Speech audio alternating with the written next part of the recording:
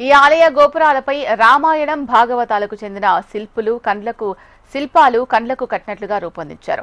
గోపురాలపై ఉన్న శిల్పకళా సంపదను తిలకించేందుకు 2 కనులు చాలవని భక్తులు పేర్కొనడం విశేషం.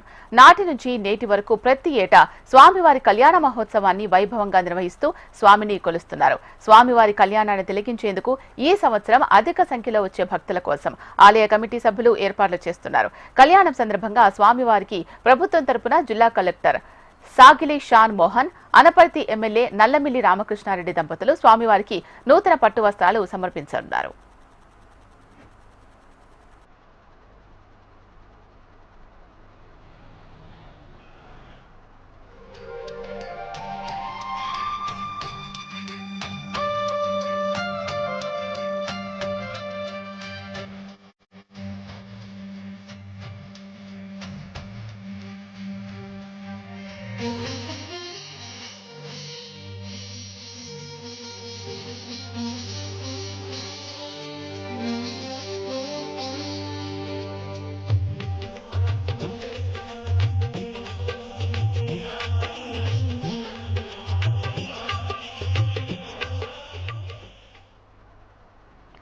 స్వామివారి కళ్యాణంలో ఉపయోగించే తలంబ్రాలకు చాలా ప్రాముఖ్యత ఉంది.